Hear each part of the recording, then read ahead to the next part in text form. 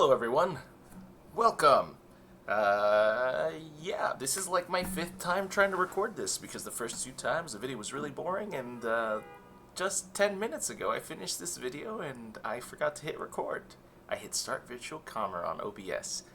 Yay! At least my caffeine and coffee has kicked in already. Great, so let's get started. What is this video? Why am I doing it? The video is everything that I've learned on making maps in Project Zomboid in 2024. The whole point of this video is because I want to teach myself from 2 months ago who knew 0 things how to map on Project Zomboid. Is this like the newest thing ever? Absolutely not. As a matter of fact, where I learned how to Project Zomboid map stuff was with two resources. Oh, right, that's from my last video. The first one was from Daddy Durky Dirk. Daddy Durky Dirk made this amazing playlist on how to create maps on Project Zomboid. I still 100% recommend everyone go check this out. There's so many really good tools, and the way that he goes, his pacing is really great to follow. As you can tell from this video, which is supposed to be about Project Zomboid, I'm going slow. The goal of this video is basically, I saw Daddy Durky Dirk. Later, I also found the One-Stop Tiles Z mapping shop, which is done by the Indie Stone, the developers of Project Zomboid, and they give a whole, like, how to create a new map with all of these steps that are, here. And I'm pretty sure that I'll remember to link both of these in the description below or whatever.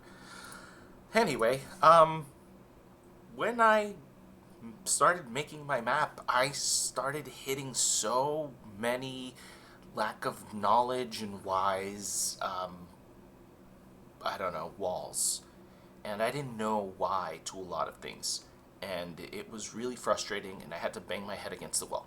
So I'm making this video to basically explain away all those things and give you all the nitty-gritty details that I learned to hopefully better understand how all of this works and to better help the Project Zomboid mapping community. Well, without further ado, let's get started. So just like Daddy Durky Dirk, where do we start? We start by where the heck do we get these tools? The first answer is you can get it straight from the devs. Inside of this Indie Stone One-Stop Tiles Z mapping shop, right? Installation and setup, right? Download the latest version of Tiles Z here. And here it is. Whoa, what's going on? It says that I want to submit a reply. No. Anyways, you can simply click here to go to the Indie Stone forums to download the most latest version of those tools. That being said, this latest version, or rather this post, was posted in 2017. Is this the most up-to-date version? It's quite possible. They might have updated it. This could also be a version from 2017. So where's the other place that you can get these mods? And that's straight from Steam. So in Steam, right, when you go into your library here, so usually we start at the store here, and why is this open here? Let's close this. We can go into our library. And from the library here, we can go into the Game and Softwares drop-down. Here, we're going to have tools. These tools, I haven't bought any tools, I haven't purchased. These were just always here for some reason. I did get a couple soundtracks. One of them is Cult of the Lamb. It's really awesome. Highly recommend. But tools, this just kind of showed up and were there. For example, if we look at my uncategorized 7 Days to Die, I've never played that, but apparently I have a tool to create a dedicated server for it. Anyways, all of this to say that when you click on these tools, this option, which is Project Zomboid Modding Tools, will appear. Now for me, I have left-clicked and added to favorites, which is why it's up here. If I remove it from favorites, you'll notice that I have to scroll down until I get to the letter P, which is going to be Project Zomboid. There's one for a dedicated server, the other one is for the modding tools. So I right-click, add to favorites, boom, now it's going to be up here. You don't have to do that, but that's what I do, so I don't have to scroll down every time. So from here, this is basically how we have access to these tools. If it says install, go ahead and install them. If not, and it just says launch like mine, simply click launch and you'll have 3 options. Your 3 options are going to be launch game editor, the map editor, or the world editor. So what are the differences?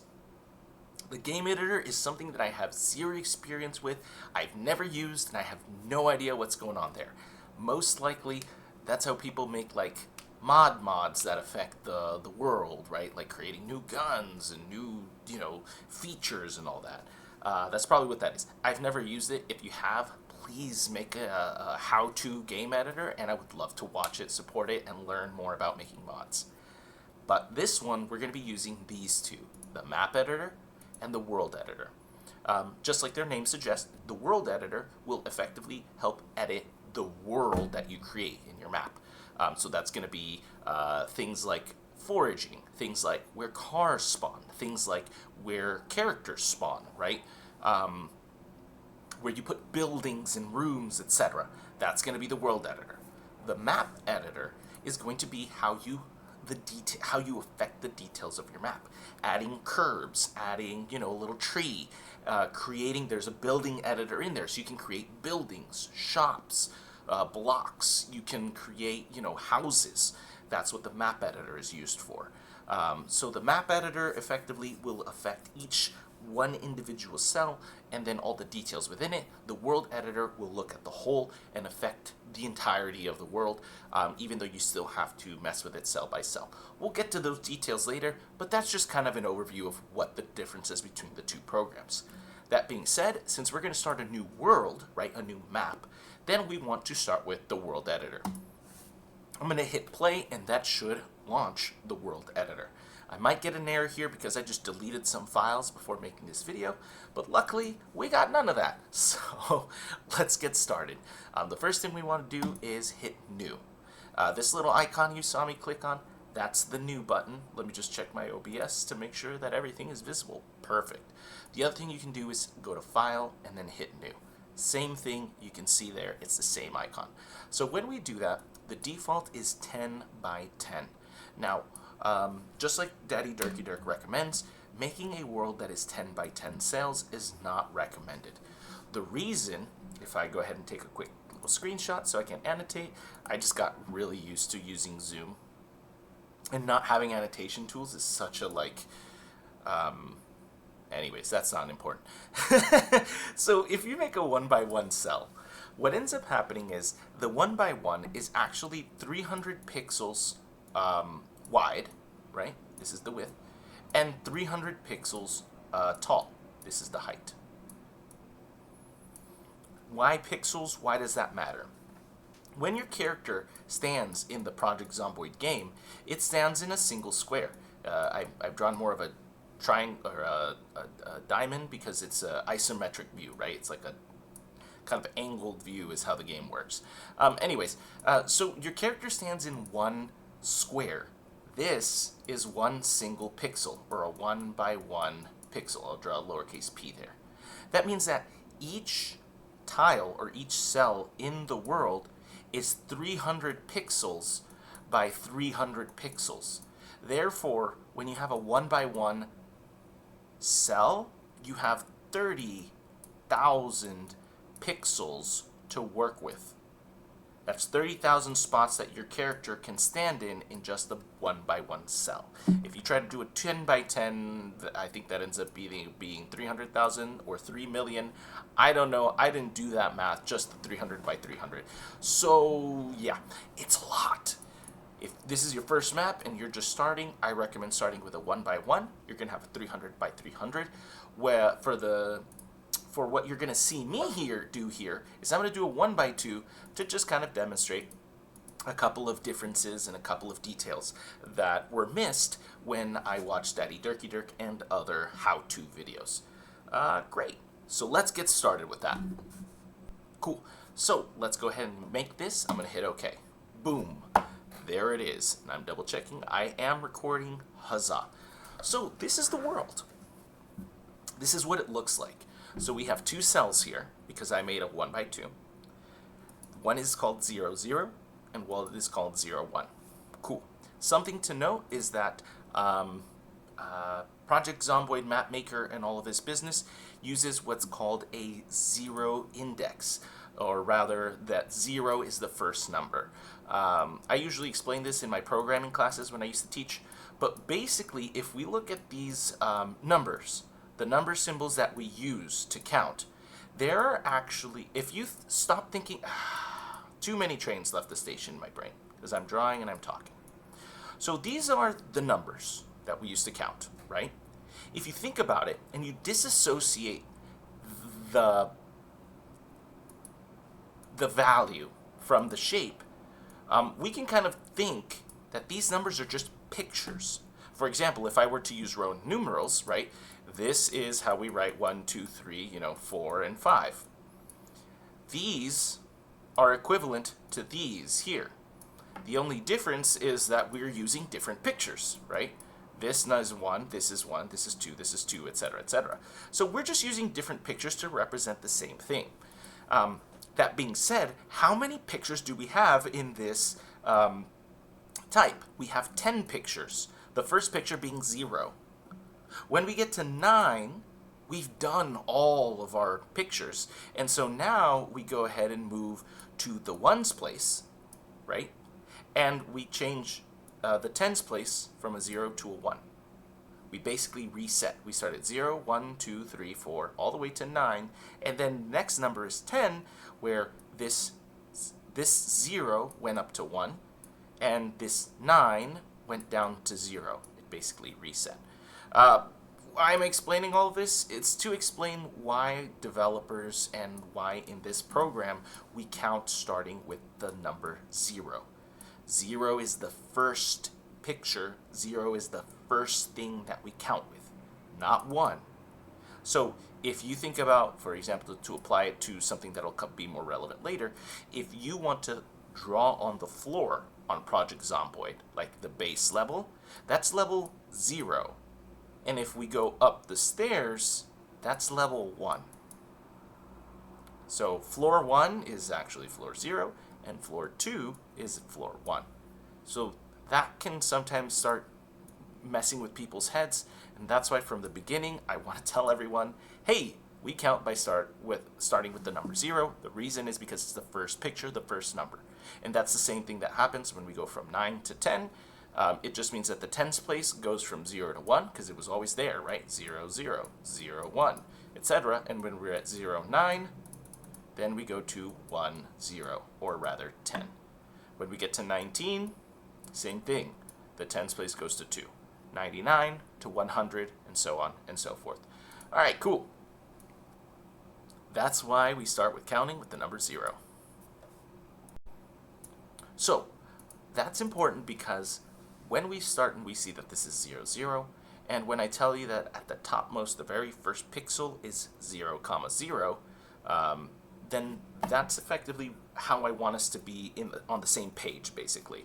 Because even though it's a 300 by 300, this topmost cell, the very first one on the top left, is going to be 0, 0. But the last one on the bottom right is actually going to be 299, 299. There is no 300, 300. Because the first number we counted with is 0, 299, 299 is actually the 300th. And then after 299, when we go to the next one, then that's going to be 0. Anyway, moving on. So, what are we going to do with this? So the first thing that we want to do is we want to be able to draw on this. There are two ways that we can go about it. The first way is you can actually just take this world, which if I double click this, you'll notice everything is gray. Gray means that it's empty or transparent. If you load up a gray tile onto the actual Project Zomboid world, it'll actually replace these gray tiles with a default tile that's usually like this really beat up wood. If you're not sure if you've seen it, if you've played Project Zomboid and you've ever built a set of stairs, when you climb these new stairs to start building on the floor above, you'll notice that's a really old beat up piece of wood. That's because when you create the stairs, there's an empty, right, gray empty tile at the top of the stairs, so you can stand on it while you build around. That is the default tile. So if we were to load this up onto Project Zomboid right now, we're not going to. It would just basically be a bunch of weird, old-looking, beat-up wood, because that's the catch-all or rather the default tile, that if something is empty, the developers have made it replace it with this messed up wood tile. That way players don't just fall into the abyss, right? They can still stand on something. All right, cool. So with that being said, we don't want this beat up wood tile. We want something else, like grass. So what we're going to do is we're going to go ahead and paint grass onto this. We could open up the tile editor grass and then draw it and then build our buildings and all that. However, that becomes hard. If you look at this, this is the view that's the same in both the tile editor and the world editor. The way that this looks like weird little like hexagons or whatever, I don't know if the view is the same, you know, when I'm recording here on OBS, but it's when we're zoomed out this way, number one, we can't see the entire tile. 6% is the most that we can zoom out. So since we can't see the entire tile, it sometimes becomes annoying to try and draw, like, let's say you want to draw a road that goes all the way across the map, up and down or side to side. If you want like a road that curves all the way around, that could also be annoying. It also becomes really hard to pinpoint, right, where we want to do without zooming in and getting more context. Additionally, when we draw on these, we can only draw one cell at a time. So I can only draw all the way up to this edge, and technically speaking, down here, even though it's not visible because it's all transparent, is actually cell 01, this one. It's actually already there. If I were to draw on this over here, it would appear on the world map. The reason that that's important is because if I just wanted to draw one long road that goes through from the top to the bottom and then through the next tile from the top to the bottom, I'd have to do that in separate steps using these editors. I'd have to create one road here, then I'd have to switch to the other cell, find out where the other road is, and then line it up and then draw it down. However, if we were to use something like a GIMP or a Paint or Photoshop, we can actually just have one large image that encompasses all of those pixels and then just draw one straight line all the way down, so we can have more context visually to be able to draw our whole map. That, and of course, that's also what the developers recommend when creating a new map, is creating a master image, by using programs such a paint program like Paint Shop, GIMP, or Paint.net. And Ringo here, who's one of the developers for Indie Stone, does prefer to use Paint.net. Myself personally, because I follow Daddy Durky Dirk and because GIMP is free, I'm going to be using GIMP. Great. So let's get that going. Let's get started. Alrighty, so let's go ahead and pull up GIMP here. I'm going to go ahead and close this and close this. We'll get to that in a moment. So this is what GIMP looks like, and we're going to start a brand new file. So I'm going to go ahead and hit new. And the first thing that GIMP might ask you, or something like Paint, it might ask you how big do you want your canvas to be, or your image. Here you see that's 3 by 600. That's because I just recently made one that's 3 by 600. Often it might be like 10 by 10 or whatever. Now the reason why it's in dividends of 300, it's because the reason these numbers are divisible by 300 is, as I mentioned, each one of these cells are 300 width by 300 height. If I'm going to make a large canvas where I can paint effectively something that covers all of this area, I'm going to make my width 300 because it's only 300 for both sides. But my height is going to be 600 because I have two squares. 0 to 299, 300 to 599, or 0 to 600, or 1 to 600. So 600 pixels. That's why it's going to be 300 width by 600 height. Boom. I'm going to hit OK, and now I'm going to end up with this image. Now, something that I want to point out is, because this happens to me every time, the default on my GIMP for some reason is that it actually creates a grayscale image. Let me see if that happened again. It did not, which is great, but I do want to point it out and show you how to fix it in case that happens to you. When I create an image, you go into Advanced Options. This color space, often for me, ends up being set to grayscale by default. That means that any time that you draw colors or anything. It's just going to be gray. It's going to be some gradient between white and black. So just be sure that says RGB. This is, of course, GIMP specific. I don't know if this is even relevant in Paint or Photoshop in terms of default settings. But if you're using GIMP and you try to paint something like just how I just picked a random color red, and it's all gray, then just create a new file and be sure that color space is set to RGB. All right, let's hit OK. Well, that actually created a new file. Let me close that. How did I change colors? I hovered over this image over here. This is the active foreground color. I double-click that to have this changer appear. I can effectively select what I want, and all of these little dials will change. The main thing that I want to point out to y'all, hello Tumbleweed, this is my cat. The main thing that I want to point out is that this is the red value, R, the green value, G, and the blue value, B. This is going to be relevant because the developers created a palette for us to use for specific RGB colors. We'll get to that in a moment. In the meantime, we just want to pick a random color to make sure that everything is good. Since it is not gray, let's go ahead and talk about that palette that developers made. Cool. So where did we get this? I got it from Daddy Turkey Dirk in his video. And then later I found that there could have been two sources where he got it from. In the tile editor, when you hover over this, I'm not going to show it because it's not super relevant, but when you hover over it, a lot of the specific tiles using the bump tool will actually have a RGB color that is represented by that. So that'll be highlighted there. That might be one way. The other way is by following this one-stop tile Z shop, in which case where they say, hey, let's create the base map image.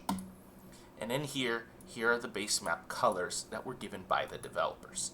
Effectively, these are programmed into the world editor so that at any time when you put a PNG image which has the bump value of 90, 135, that's RGB, red, green, blue, when it has that, then it's going to replace that when you do the process called bump to TMX. It's going to replace the bump value of this RGB with a dark grass tile. In essence, these base map colors is a color palette where you can take any of these values, paint your canvas with those colors, and when you run it through the world editor, it'll find each instance of whatever these values are and then replace it with the appropriate tile. So anytime you draw 100, 100, 100, and then you run it through the bump to TMX, oh, no, I don't want to reply. Sorry for double clicking. Whenever you want to replace it, whenever you run the bump to TMX process on the world editor, it'll just replace those colors in those pixels with dark asphalt tires, which are what are used by main roads. Cool. So all that to say is that when we want to draw on GIMP or Paint or anything like that, we can use these colors, and when we use those colors, later they will be replaced in the world editor with these specific tiles. We can just kind of imagine whenever I paint with this color, we're going to be painting dark grass.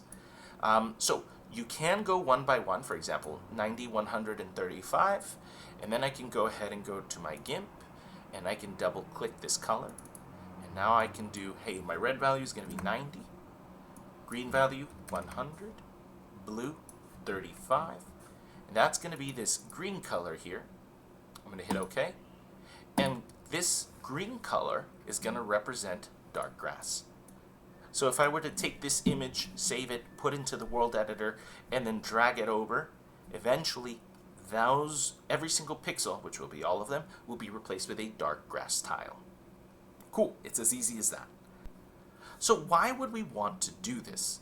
So the reason we would want to do this is because when we want to start over, or when we want to go back or look at our minimap, so I'll go back to this world editor. Any image that we draw on and drag onto these to effectively tell it, hey, here's your bump colors, turn them into a TMX file. I'll talk more about that later. they're going to be saved up here.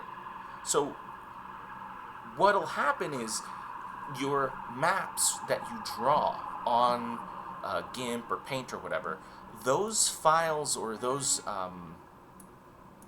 bases, right, will be saved here, and anytime that you run this bump to TMX process, it'll revert back to whatever is here, unless you drag a new image and then give it something new to go here. That will help us go back, right? What I mean to say is, like, let's say you create a cool little map, you drag and drop it, and then you want to make new changes, or rather the details that you added inside of the tile editor were not to your liking. You want to go back to scratch. Whether that's like delete the whole map and create a new one from scratch, then all you can do is create a new GIMP file and then drag it over. If you accidentally, deleted half the world and did some other crazy stuff, you can just use the bump to TMX to go back to whatever this image was. So this is a good way to effectively go back and have a baseline of, here are my roads, here are my lakes, here are my grass and vegetation and stuff, and we can always go back to that. It also just looks pretty. For example, more or less, right? I'll open up here, Sagewood North. This is a map mod that I've created. If I open that up, you can see that here are my images that I created on Photoshop. Let me go ahead, well, it wasn't Photoshop, it was GIMP. Let me just go ahead and zoom in over here. Up here, you'll notice that there's a lake, there's like some roads, and then there's this like crisscross pattern. That was the very first map that I developed when I was following Daddy Dirky Dirk's guide, which again, I recommend everyone absolutely watch, especially if you want a more like fast-paced how to build a map and not so stuck in the weeds, like, which is my video. So notice that picture. That picture is nothing to do with this. Sorry, you can't see that. Whatever is actually here, this is actually a vanilla tile, and it is not what this image is. So what happened? What happened is I started creating a map that was a 1x1. I did not like how my map was. So what I did is I actually deleted the whole map inside of the tile editor, not on my paint, and then changed it completely. Made like a whole city with a park in the center and city blocks all around. When I made the 1x1 map bigger, I realized that I could not, that your maps grow down and to the right. So what I wanted to do was not have that map be up here, but rather be down here. Because in essence, right, this is the old vanilla tiles, just this giant road. And so when I built the map here, nothing connected it to the main road. So I needed to make this map be down here. Because I didn't draw the new map, right, in the GIMP Photoshop paint file, this is just a big gray square. Now, that ended up being an issue for multiple reasons. One, I can never go back to the base. If I wanted to, like, start over from scratch and just make the road slightly different, which actually ended up happening and was really painful for me to do, I couldn't just go back to how I had it and then make it different so that it could connect to these new roads that I wanted to create when I expanded the map. Let me just go ahead and Control Z. Please Control Z. There we go. When I made these bigger over here, I had to change this entire map, but I had to do it by hand without context, painstakingly by measuring pixels, instead of just looking at a top-down image on GIMP and then being like, okay, if this is what it used to look like, let me just draw the roads. That would have been so much easier to do. So the reason why GIMP, Paint, and all that is recommended is if you want to change your map, it makes it very easy to do. If you want to go back to how it was at the beginning, that becomes very easy to do. And if you want this little map to look pretty every time you look at your world, that's also what it's used for. This is like the most minimal reason. It's more important because later, if you want to expand your map, make it bigger, make it better, move things around, having the base image gives you more power in terms of customizing, moving, updating your map. All right, cool. So now that the why is out of the way, at least the why that I understand, let's get to drawing.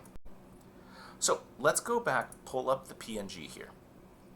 So this is not a PNG, excuse me. This is our image on GIMP, right? This image is just all green. So I'm going to go ahead and export this. The reason is because the world editor, I'm going to close this world out now. The world editor requires two files. The first file is going to be, they're both PNGs. The first file is going to be a file that you're going to call whatever you want, and then it has to have .png at the end of it. So let's say we call that our awesome YouTube map.png. That is going to become the floor layer or the base layer. So if we actually, here, let me take a screenshot so I can draw on this. If we imagine these two squares as, instead of cells, they're like individual pixels that your character stands on in Project Zomboid, right? If we think of that, the base layer, right, why it's called that, will effectively, let's say we paint this green, right?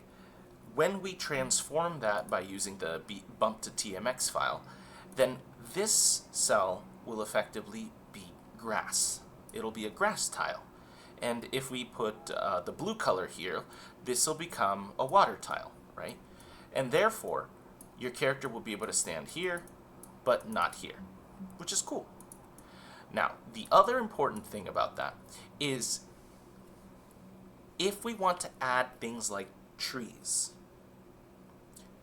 if we only had one file with both trees and the floor, and the different colors represent the different, things,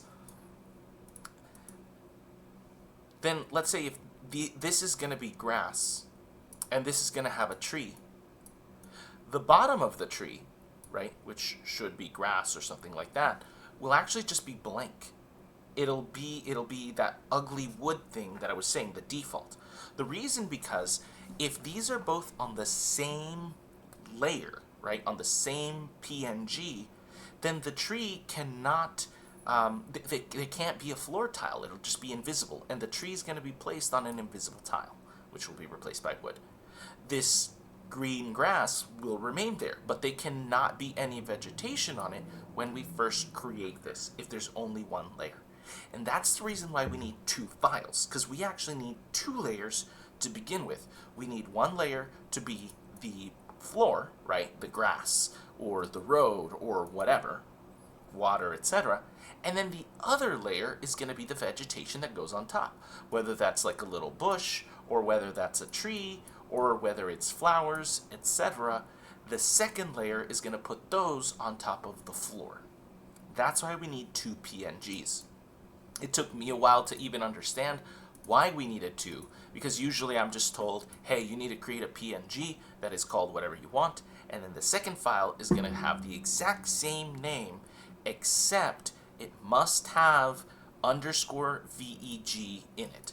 That's underscore lowercase VEG for veg, like vegetation. So if your file is called a.png, then this one must be called a underscore VEG dot PNG. Right? If this is, Bobby's awesome map, then this is Bobby's awesome map underscore veg. And this is extremely important because these are the specific 4 characters that the program is looking for in order to understand, hey, that's the vegetation layer with the trees that's going to go on top of the floor with the grass and the dirt and all of that good stuff. Okay, so that's the why. Now let's move on. Alrighty then. So with that being said, we have this file. Let's save it. And where are we going to save it? So what Daddy Dirty Dirk shows us is that we want to go ahead and go to the Project Zomboid modding tools. And we want to go ahead and create a new folder within the world editor, which is what we're going to do. The reason this is done is because if you save all of your files, which usually end up being, like, depending on how big it is, anywhere between 10 or 27, right? If you save all of your files for all of your maps in the same area, if some of them accidentally share the same name because you just start using the same naming conventions, they might start overwriting each other. The second reason is that if you have a bunch of files from different maps all in the same area, it's going to be a mess and you're not going to know which files belong to which map and you might make mistakes. So it's obviously good to create one individual folder or directory, whatever you call it, per each map project that you're doing. So let's do that. Now, where I'm going to save this is going to be the GIMP file with all of these layers. We'll talk about, oh you can't see that because my face is in the way. No, don't move that. Move my face. There we go. With these layers that are over here, we'll create more of those later. But in order to save this file, I'm going to hit Control S for save, and this is going to be an XCF file. This is GIMP specific, right? This file is going to be what contains all of the layers, all of the details, all of the settings for our map file. If we ever need to come back and change things, this is the file we're going to go to. This is not going to be the file we're going to drag into the world editor, but this is going to be effectively what holds. It's going to be like the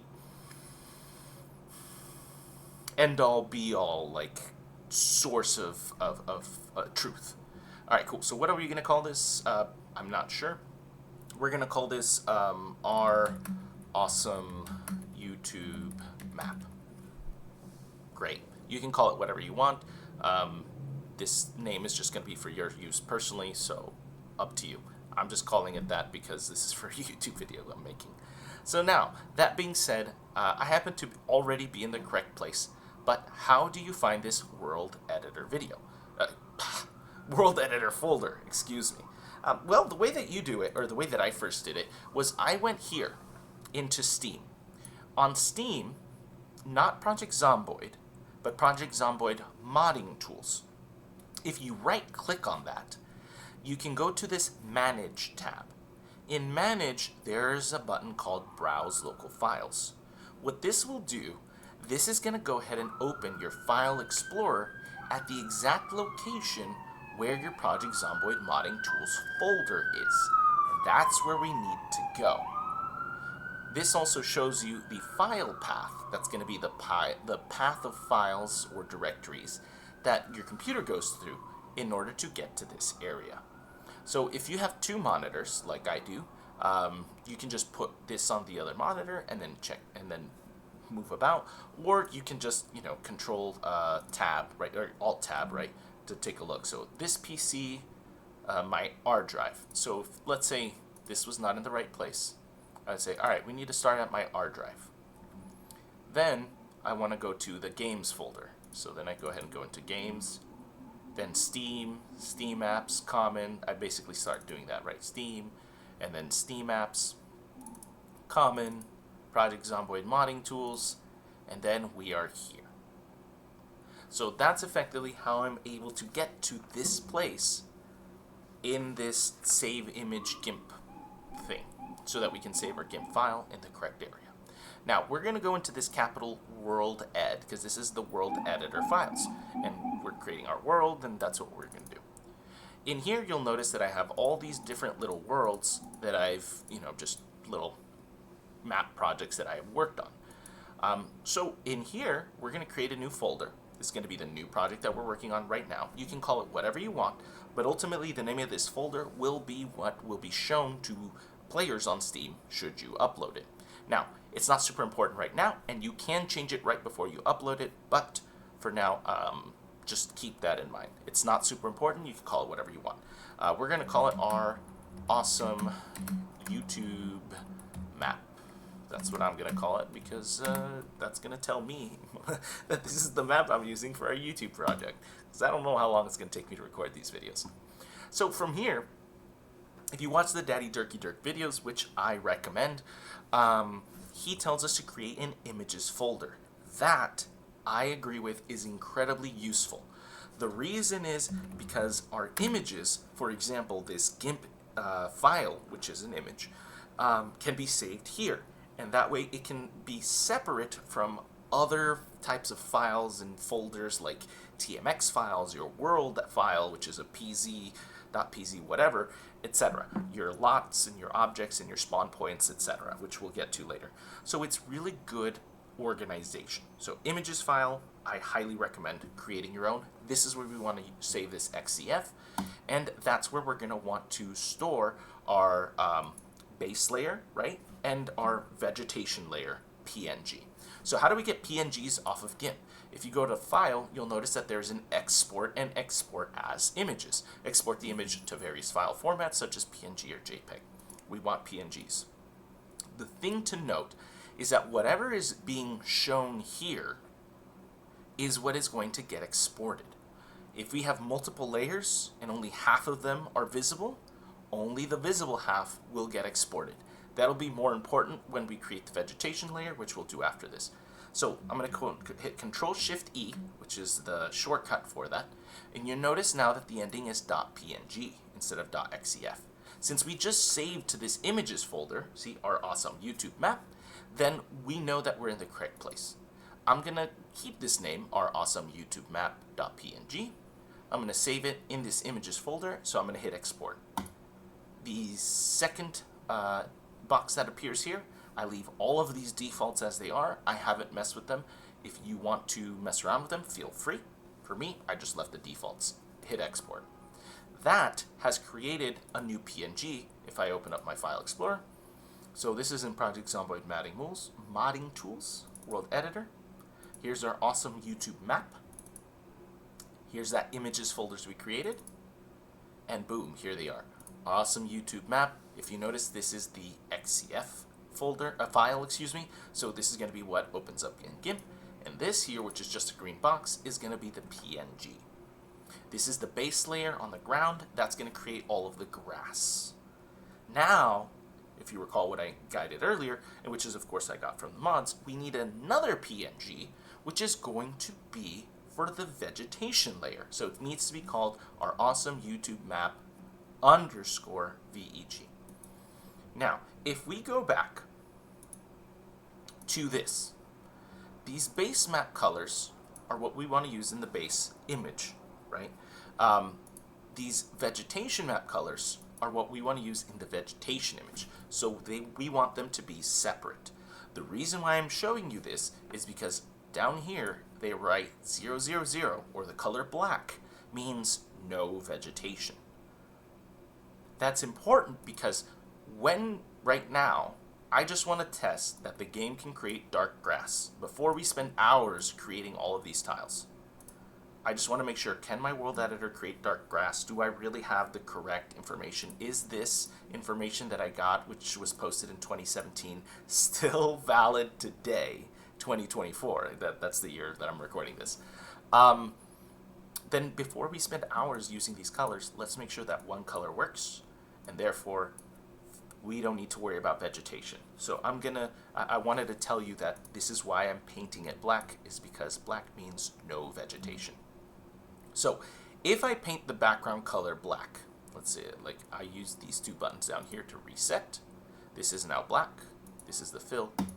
If I paint this black and I export it and I call it VEG, that works, and that's going to be okay.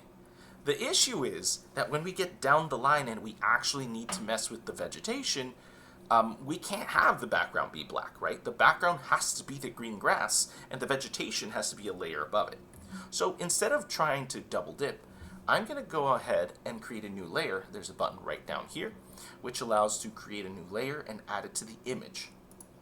So if I go ahead and click this, it'll open this up. Open this form up, excuse me.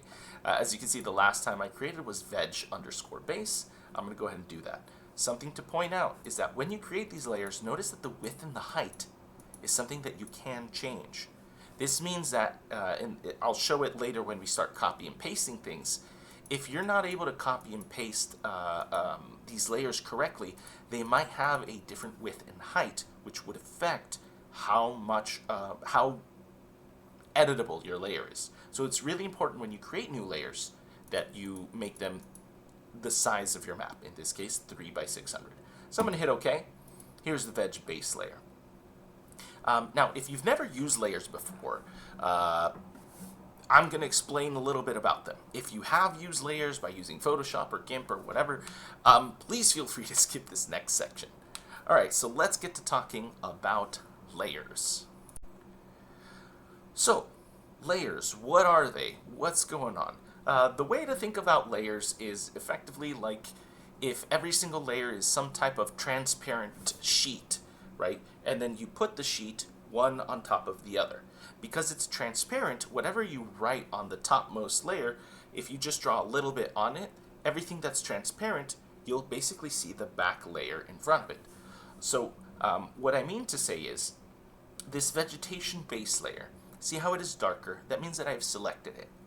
When a layer is selected, you can draw on it. So if I go to this pencil tool and I start drawing black all over it, it looks like there's black over the green. However, this is on the veg base layer only.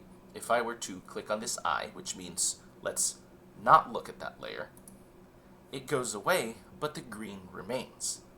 That is different than, let's say this layer didn't exist. If I painted black, oh, see, I'm trying to draw on the background layer there, and I can't because it's not selected. It's always important that you select the layer that you want to draw on. If I click the background layer and draw black here, I cannot unsee the black or see what's behind the black because there's nothing behind the black. The black is literally on the layer, right? So that means that that example I was given, where the square, the floor, right? If we want it to be a grass floor, we need the green there. If we want the trees to be on top of it, then we need to be on a separate layer. If I make the veg layer visible, you'll notice that, you know, it's just black on black on black. All right, let me hit Control Z to undo those changes. So I'm going to now pick my fill layer, ensure that my vegetation base layer is selected, and I'm going to hit Control Z again, and I'm going to paint this. Oh, Control Z just made that invisible. All right, I'm going to go ahead and paint all of this black. Now, because there's a bunch of scribbles there, let's see, can I erase? Yeah, I'm going to erase, but I'm going to make the size of the eraser really large and erase all of that. All right, here's my fill tool. We're going to paint black. We're going to paint the whole veg base layer black. Now, notice how there's a little asterisk up here on my name. The asterisk means that there is unsaved progress of any kind. If I hit Control S, it goes away. So that's how you can tell, have I saved or not? If you look and there's an asterisk, you haven't saved, save your progress. All right, that being said, now that I've saved this vegetation layer, even though the background is green, if I export this, because the only thing that's visible is black, it's only going to export the PNG as black. So when I do my Control-Shift-E, it's going to immediately try to do the same, right? The XCF name, our awesome YouTube map.png. Now, if we do that, that's going to write the base layer. This is the vegetation layer, so I'm going to do underscore lowercase VEG. And that is what is required by the world editor to understand that both of those PNGs are linked. One is the base layer, which just has the name, and the vegetation layer is the one that has underscore VEG, and it's going to put that on top. Since this is black, it should effectively be nothing, no vegetation, because black means none in terms of the vegetation layer. All right, cool. If you have any questions, drop them in the comments below, and I will do my best to answer them. All right, moving on. So now that we have those two images, we're going to go back to our world editor, and now we can draw drag our PNG in here. Now, what I have seen is you can effectively just go to this images and then just drag and drop it here. See how it snaps into. And the reason you're able to do that is because immediately the world editor is able to understand that this VEG file is there. For example, if I were to move this VEG file to another location and I drag this, it is not able to move it. So it is important that the VEG file and the base file are both in the same folder location. The moment that both of them are in there, now we're able to move it in. All right. That being said, I'm not going to do that. If you've already done it, hey, good for you. What I'm going to do is I'm going to explain how to use this map section and these two dots, why that means going up a level or going back a level. So if you're already familiar with all that good stuff, CD and all those terminal commands, feel free to skip this next section. If you want to hear a little more like TLDR, today I learned kind of stuff, let's get into it. Cool. So these two dots and this map section, what is it? The first thing is the maps section, this option that's here. This map section is effectively a file explorer that's within your world editor. This allows you to go through and navigate through your folders and files that might be applicable to the world editor. And if you take a look, let me make this bigger. If you take a look down here, where this gives the file path, or rather the path that the file follows. Oh, it looks like it's cut off. Sorry about that. Let me fix that. Boop, boop. Please. I guess it doesn't want to fix it. There we go. Sorry about that. Alright, so this gives the file path down here of the location of where we're at. What I'm going to do is I'm going to zoom this in because, it just occurred to me that this is supposed to be on YouTube. And what happens on YouTube? You get the stupid scroll bar on the bottom, and if it's anything's on the bottom, woo, we're going to stop talking about that. Okay, so the file path up here. So the file path here shows where in your computer you are when you're navigating this area of these files. That's basically what that is there for. So let's go back to the big screen here. So these files here are inside of my awesome YouTube world /TMX. So that's effectively what I want to do. But let's say that we're somewhere completely different. Let's say that we ended up just in the Project Zomboid modding tools, right? Tools, excuse me. Tools. It didn't take me there. Select folder. Oh no, that's where I'm at. Sorry, it just looks very similar. If we're in there, then I need to effectively go into the world editor, and then inside of the world editor is going to be our awesome YouTube project map thing. But if I misclick and I open the tiles editor, I'm like, oh, that's the wrong spot. How do I go back? I can delete this and change it, but it might be annoying. Instead, I can use these two dots to go back or go up a level. Then I can go into the world editor, find our awesome YouTube map. Here's our images, and there are the images that we can drag onto here. Now, the quick aside of this section is, why is it two dots? The reason is because of computer programming. If for computer programming here, and here's the last example that I used to explain this, for computer programming, these terminals, this is what they're called, this is a terminal. This terminal effectively allows us to navigate through files and folders, mainly folders, which are also known as directories. These directories, or folders, right, they contain all of the things that we need to use to work with computers. If I type the command ls, which stands for list, I can list out all of the different folders, directories, and files that are available to me at this location of the computer. If I wanted to go into the USR folder, the user folder, then I can change my directory, CD, into that user folder. When I hit enter, you can now see that I am inside of the user folder. And then I can type ls again, ls to list out what folders and files are available to me there. Now if I said, no, this is not the place I thought I was going to be, I actually needed to go into CMD. In here, because this is all text-based in this terminal, there is no back button. I can't hit back. I can't, double-click to, go back to this, just the slash, so I can go into the CMD. This is not anything to do with a mouse. I can only use text. So, because all, in computer programming, when we type, right, the file name or the folder name, everything effectively matters, right? I can call a file name A. I can call a file or folder, back. So we can't just be typing CD back, CD this. So what they've developed as a shorthand is two dots. One dot tells the computer the folder that you're in right now, and two dots tells the computer, using the CD command, of course, the change directory command. the folder one level up of the folder that we're in. So cd ...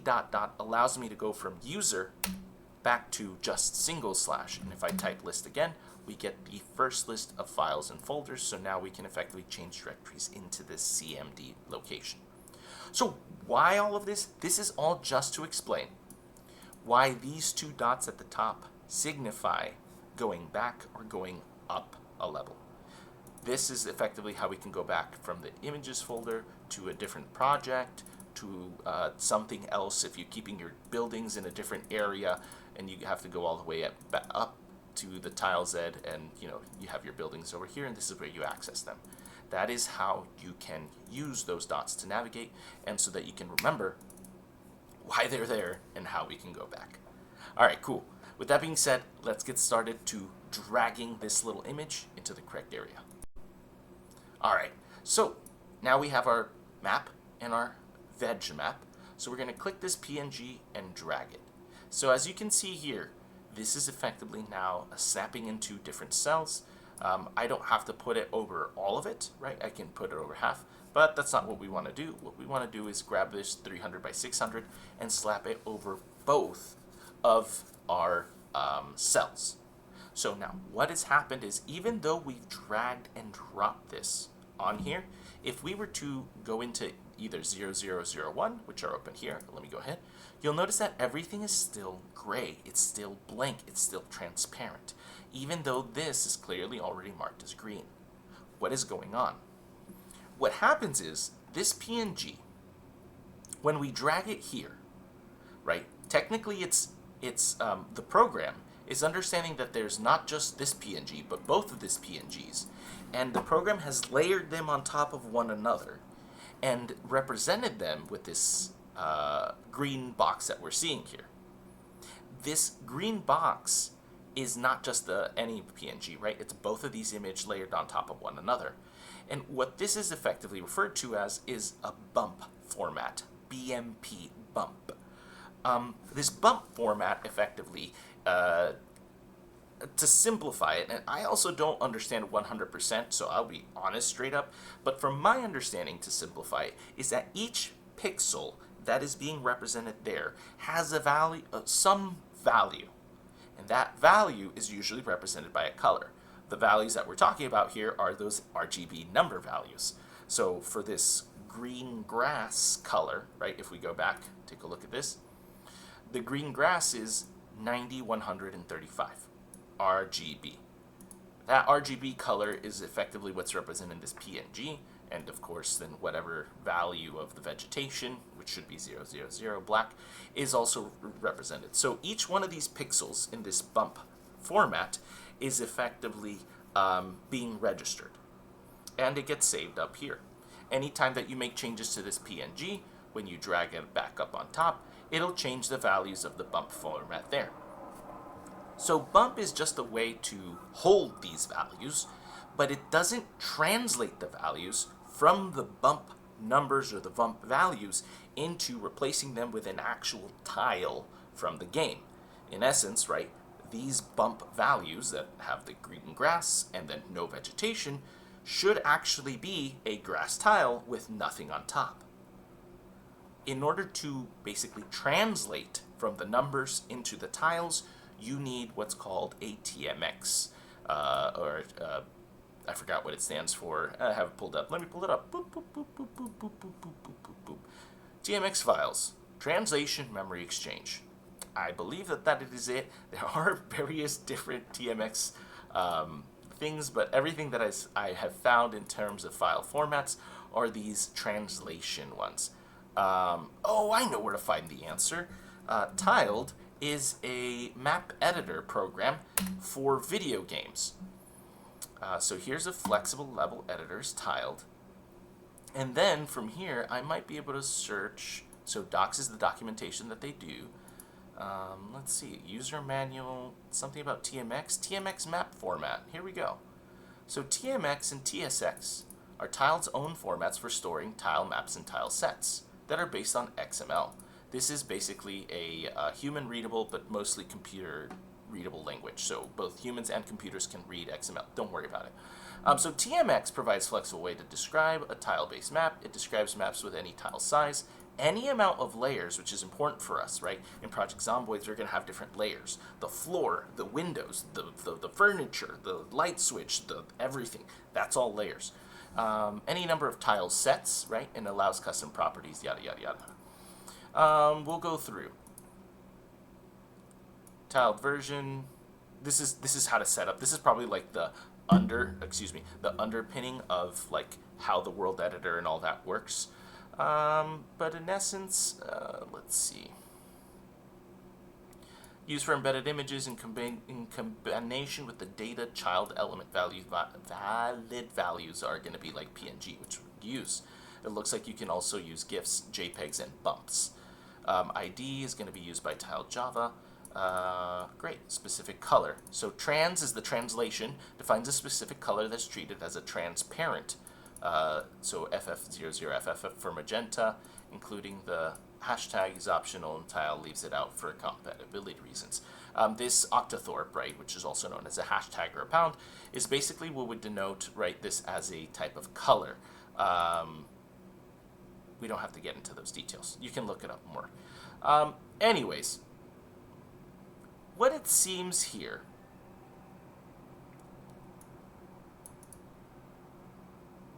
is that these TMX map format, right, it effectively allows to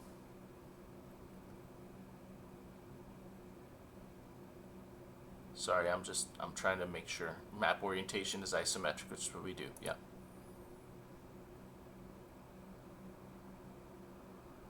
Grid size map contains 3 different kinds of layers.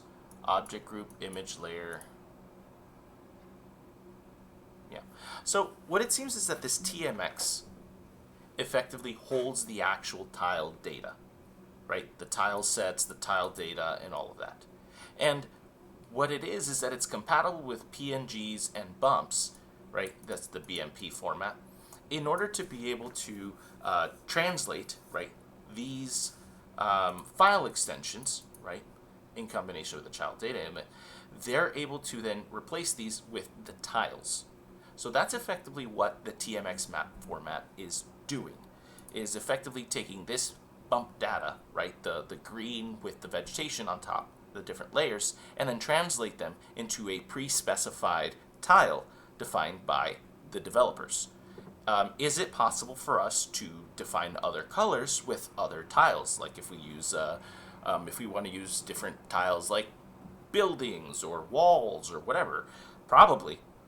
But you'd have to get into the code and define it yourself, just like the devs have. For us that are just starting with map mods, the only thing that really needs to matter is that when we create this PNG and we drag and drop it here, this is not the final step.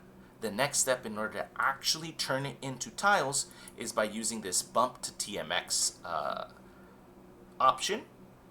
Because we want to do it for all cells, I'm going to do all cells. If, let's say, you only want to do one, you simply select it and go ahead and go bump to TMX selected cells only. Since I'm going to do all of them, I'm just going to hit all cells. Cool. When we're trying to do the bump to TMX, we're going to end up with this form. This form here is going to do a couple of things. Mainly, it's going to define rules, blends, map base. All the defaults there are great. I have never touched them. Please feel free to leave them alone. If you learn more about them, want to learn more about them, change them, etc., please by all means be my guest. If you just want to go ahead and get to map making, leave them as default. The main thing that we do want to do is this. This is the directory for TMX files are going to be created in. Be careful because files in this directory may be overwritten. So what does that mean? That means that when we change our bump to TMX, the program is going to create TMX files. These TMX files are going to be saved in whatever folder we choose here. The naming convention for these new files is going to be the title or the name of our PNG, and then it's going to have underscore the coordinates of each cell. So if we basically do our BMP to TMX for all of these, it's going to do our awesome YouTube map underscore 0 underscore 0 for this tile, and our awesome YouTube map underscore 0 underscore 1 for this tile. Each tile will have its own TMX file, because that's what holds, all of the different tiles that belong inside of that cell. Why is that important? It's because if we want to make multiple versions or multiple different things, like right now, I'm just going to create these TMX files for the grass.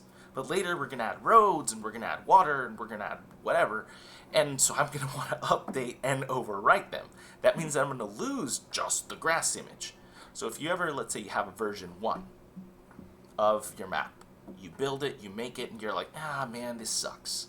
You know what? I should have added this. I should have actually gotten rid of this whole corner and done blah, blah, blah, blah, blah. If you want to do that, you can. You go back into GIMP, you make all of those changes, and then you do this bump to TMX. Then it'll overwrite it. If you didn't want to actually overwrite it, then you can either move those files, copy them, etc. So, what are we going to do? We're going to go ahead and click that, and we're going to go to our appropriate folder. So Project Zomboid Modding Tools is where this has dropped me off. I'm going to go into the World Editor, and these TMX files, I want them inside our awesome YouTube map. Now, I could put them into images, but ultimately, let me tell you now, the TMX files are the specific files that we're going to use in the Tile Z editor in order to add details, curbs, buildings, etc. So they're not just any image files. The TMX files are the actual files we're going to use to create our map. So what I suggest is to create a new folder and call it TMX. This is where you're going to store your TMX files, and that's going to be for organization. We're going to select folder. So this is the point where a lot of the tutorials just say, be sure to check this box, hit OK. Apply does nothing. They're not wrong, but let me tell you why all of that. So the why is that apply was created so that you can save these settings. So for example, if I hit cancel and then I go back and go bump to TMX, this business here where we chose the TMX folder is gone, and I have to pick it all over again, except, luckily it's already there, yada, yada, yada. This box is unchecked. I'm going to leave it unchecked. If I hit apply, the bump to TMX process does not go, right? It doesn't actually execute. But if I were to go to bump to TMX, the folder's already selected. So it saves the details, right? The settings that I set up onto this little page. This form, excuse me. So apply is a way to save your progress without executing. Now, this assign generated maps to the world box, what this does is it does two things for you. Well, it does one extra step for you. If I were to run bump to TMX without this box checked, it's going to create in this TMX folder two TMX files, one for this cell, one for this cell. And then it's going to leave them there. If we hit OK with the box not checked, let me do that right now. Great, it's finished. The files were created. When I hover over this, the file path at the end is our awesome YouTube map.png. That means that what's in this world right now is still our PNG from this. Therefore, if I double click and open it, it's still blank and empty. What we need to do now is we need to travel ... TMX into where our TMX files are. See down here the preview. This is basically all grass. And then we need to drag each one on top of its respective spot. 0, 0 goes on 0, 0. 0, 1 goes on top of 0, 1. Hooray! So what that checkbox would have done is this step that I just did manually, it would have done it automatically. It would have created the TMX files and then assigned them directly onto the world. Now you can see it says our awesome YouTube map 00.tmx. That is what that box is used for. Assign generated maps to the world means that after it creates the TMX files, it goes ahead and places them on, yes, thank you, it places them on top of this automatically. That is the use for that. If you want to, for whatever reason, create the TMX files and not replace them here, then you would uncheck that box. Your TMX files would be here, and then you could do with them what you will. All right, cool. That being said, let's go ahead and save this world. Where do we save this world? The answer is that folder, our awesome YouTube map folder. So I went ahead and clicked Control S for save. This popped up. Looks like the last thing that I saved was my Sagewood North map. That's in some other completely different map folder. I don't want that, so I'm going to go to my World Ed. Right? World Ed is where I have all my maps here. One of them is our awesome YouTube map. So inside of this awesome YouTube map, that's where I'm going to save it. For example, this Zomboid full map. This is effectively a reverse engineer that someone pulled up in our community, the Zomboid community, of the vanilla map. This is effectively how the developers organize their entire map. As you can see, this is where I got the idea of getting a TMX folder. This is where they store, on the top level, the PZW file. That's the Project Zomboid world file. So all of that to say that if we go to our awesome YouTube map, in here, I'm going to make this a list. In here, this top level, that's where I'm going to go ahead and save my Project Zomboid world file, or the PZW. Now, because I had clicked on a different one, you see how it changed the name to Kentucky Full. We can name it whatever we want. In this case, I'm going to call this our awesome YouTube world. Cool. I'm going to hit save, and now this is saved. Up here, you can see the file path of where that is saved. So if you ever need to be like, where am I? Where is this file? That's there.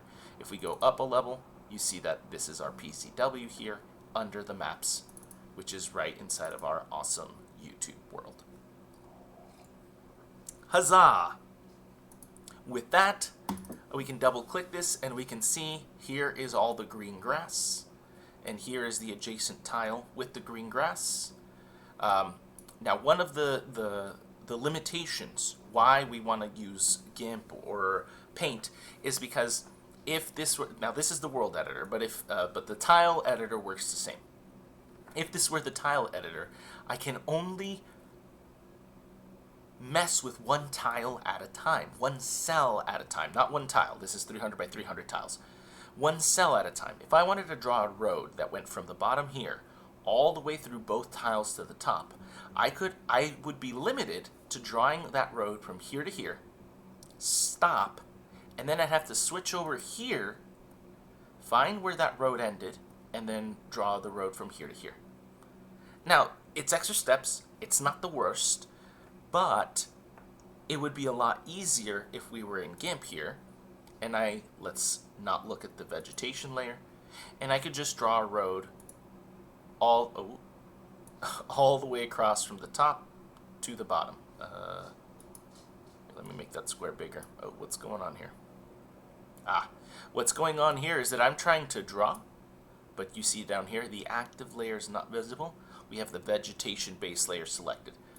So if I click the background layer, now I can draw on this. So if I wanted to make a road that was from going through both cells, that's all I would have to do. Instead of, some weird, I can draw to cell 300, switch over, and make sure that they line up correctly. Shoot, I missed it.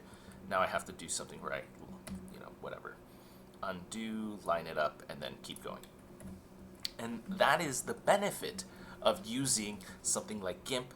That's what I mean by we'll have a bigger context, is that we can basically look at both cells, what they're doing, how they connect, and not worried about where one cell ends and where one begins. The only thing where we should keep that in mind is if, let's say, we're creating like suburbs or something, what we don't want is to create a house that's going to be between both cells, or a shopping center, or anything.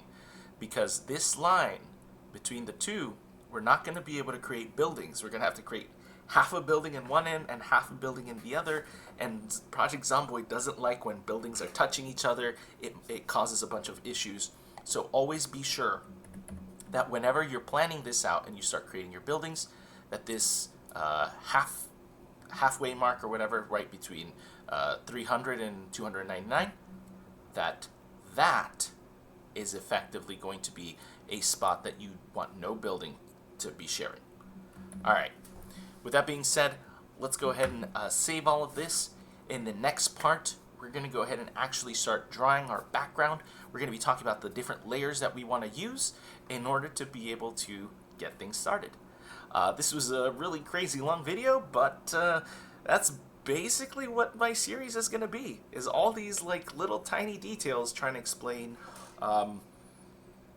all the things that I feel were kind of glazed over in all of the directions.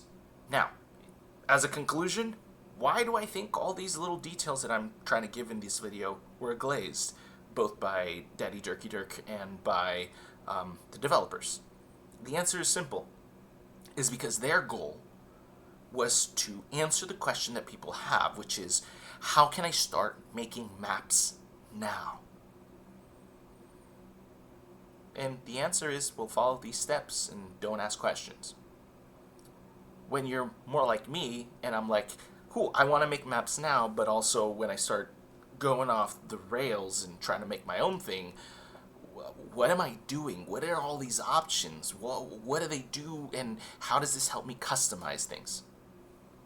And that's what I had to find out the hard way, because I received very little help from the communities. And it's not the community's fault.